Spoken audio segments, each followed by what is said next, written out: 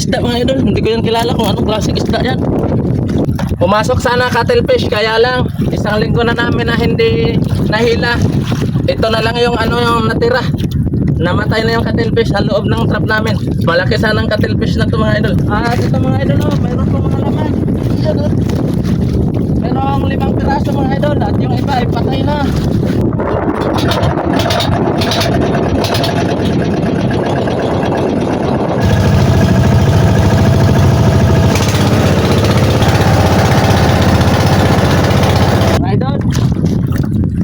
Ngayon lang namin na dalaw yung aming mga trap. Mga halos isang linggo. Ano mga idol, mayroong laman mga idol, isang isda. Anong klaseng isda to? Hindi ko to kilala. Ay 2 isda, bakit yung isa? Pero itong isa hindi ko to kilala anong klaseng isda to. Ito mga idol, may laman na isda mga idol. Hindi ko yan kilala kung anong klaseng isda yan. Hindi ba kaya mamsa to? Hindi no, kasi may itim dito. Ito siguro yung tinatawag na dorado mga idol. Mga idol, hindi ko to kilalang isda na to. Sana sa comment section ay mag-comment po kayo kung alam nyo tong tawag ng isda na to mga idol. Comment po kung anong pangalan ng isda na to mga idol. Idol, mayroong laman 2 piraso.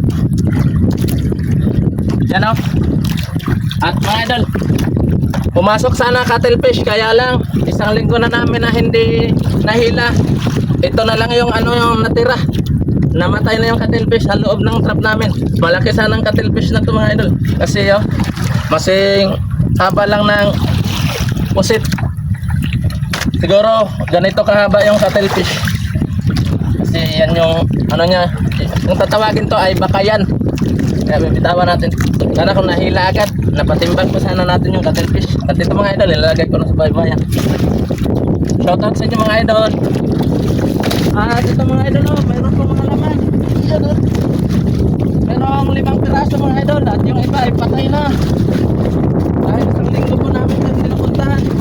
Ito mga idol, ano po yung mga patay na? Mga bakayan na lang po ng pusit. Yan po, mga buto na lang po ng pusit. 3 piraso yung buto. At ito, reject na po. At ito 5 piraso.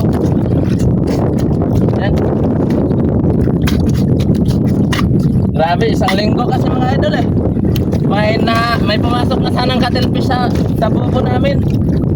Kaya lang, buto na lang yung natira. Dahil hindi na namin abutan, patay na siya. At ilalagay ko na po dito yung pusit mga idol, sa aming baybayan. At ito, may isang reject kami.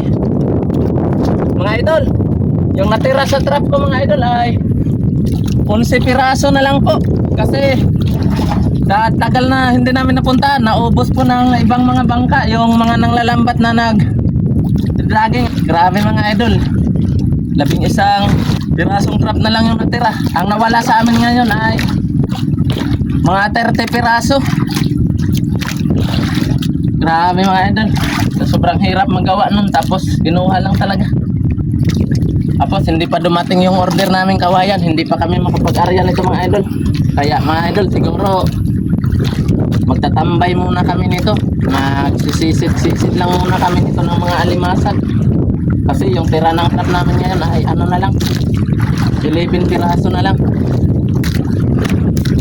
Sabi mga idol mahirap na nga yung buhay namin, pero kinukuha pa yung mga trap namin. Sana di na kukunin ng ibang mga bangka.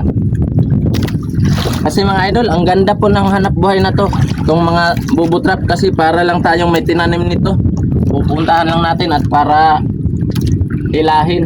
At pagkatapos ay makakuha tayo, makabili na tayo ng pambigas. Kaya lang yung iba ay pinapakialaman talaga yung hanap buhay namin na hindi naman sa kanila. Grabe talaga mga idol, napakasakit po talaga sa loob na yung hanap buhay mo ay pinapakialaman ng iba. Yung laman ng isang trap namin 2 at yung isa ay 1, tapos 5, 8 piraso po yung huli namin ngayon mga idol. Grabe talaga. nakakapagod gumawa ng trap pero kukunin ng iba. Tapos hindi pa dumating yung order namin kawayan. Eh mga idol, bibitawan ko na po at hahanapin po namin itong iba namin payaw kung nandyan pa ba. Kasi parang wala na kaming nakikita. Ang ganda. Shoutout sa inyo mga idol. Ingat po kayo dyan palagi. God bless. Bye bye mga idol.